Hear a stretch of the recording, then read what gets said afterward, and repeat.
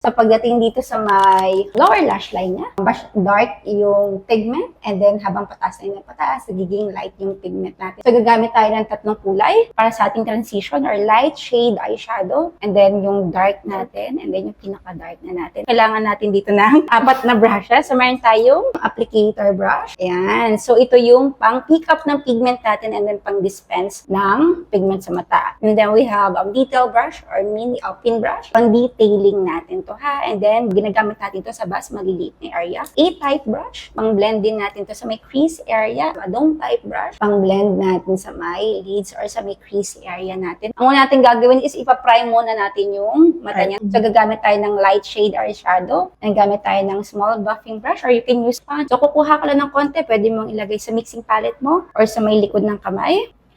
Make sure na seamless. Hanggang doon sa may ilalim lang ng kilay. Inner to outer, and then malapit sa lashes. Make sure na seamless, wala siyang harsh line na makikita. Tama, may harsh line. Then natin ng konti yan. Next naman natin is, lalak na natin ng powder. Get your A-type brush, yung pinakabuhaghag na brush natin dyan. I-light tapping lang natin all over sa lids niya. Tap, tap, tap. Yan. Pag naparami, pwede natin i-dust off na lang yan. Ha? So, ang first color natin, dapat dito siya sa may ibabaw ng folds niya. Doon dapat siya show. And then, yung magiging second color mo, doon naman siya sa loob ng fold ng mata niya. And then, sa pinaka-dark natin, sobrang lapit sa lashes. Okay, so maglagay tayo dito sa may middle part ng mata niya. Tapping motion. Ingatan yung brush. Dapat may control na hindi siya abot dito sa may kilay na part. Pwede mo pang ibaba ng konti na. Kaya, okay, look down na dito. Middle part, then unti-unti mo siyang hihilahin papunta dito sa inner corner, outer corner. Huwag mo lang siyang isasagad dito area. Mag-iiwan ka ng allowance para pa nag-blend tayo mamaya, hindi siya lalagpas. Get your dome type brush. Gaanan lang yung kamay sa pag-blend natin. Look down. So mag-start ka dito sa middle part. Circular motion, like this. Middle part, tapos unti-unti siyang dadalhin sa may outer. And then hit mo yung inner corner. Medyo dito yung hawak mo sa gitna ng handle area.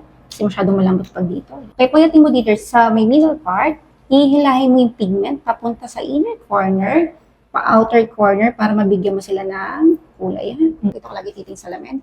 Kulang pa siya ng pigment dito na. So lagyan pa natin sa may middle part area. Look down. Yun. Just konti pa dito dear. Circular motion. Like, i-hit mo talaga yung outer part na yan. Pag blend mo, iaangat mo lang ng konti para pag sumisilip siya ng diretso or nakalook straight siya, nakikitang second color. Alright, magdagan natin pigment pa. Then, i-blend na natin. Ngayon naman, gagawin natin siyang wiping motion using your A-type brush. So, para kang wiper ng sasakyan lang. Ha? Middle muna, papuntang outer and inner corner. Kontrolin na hindi ka tatama sa taas ng kulay natin o yung transition. And then, blend natin. Wiping motion. Magandang ganyan area. Yung unti-unti mo lang siya. Medyo umaangat na tayo sa first color. Yung mata mo dapat binabantay mong hindi siya mawawala. Kasi transition natin yan. Yan, dyan lang sa may fold. There you go. So ngayon, punta tayo sa darkest color natin. Get your mas maliit na brush. Pwedeng yan na rin yung pang-blend mo, ha? Lalo na pag naka-encounter ka ng mga hooded eyes, mas maganda yung ganyan maliliit, no? So dito natin siya ilalagay. Look down. Sobrang lapit sa lashes. So mag-start ka pa rin sa may middle part, outer, inner. Huwag sasagad sa kabilang dulo, ha? May allowance lagi. Patay ng product, then top off the excess. Yan. Good. Ilalim. Like this. Para ka nag-eyeliner area. Ang biblend mo dito is itong part na to, ha? Itong harsh line dito. Wiping motion again. Yan.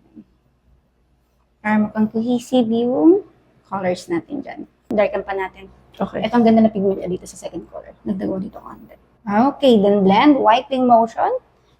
Kontrolin yung kamay na hindi ka pupunta din sa second color. So nakikita yung first, second, and third color natin. Di ba ang ganda? Hindi pwedeng mukhang antigas ng kulay na hindi sila ganun ka-blend, no? Okay, kabila naman. Parang may anak ako dito no? Yeah, yung si Judea Yan, perfect.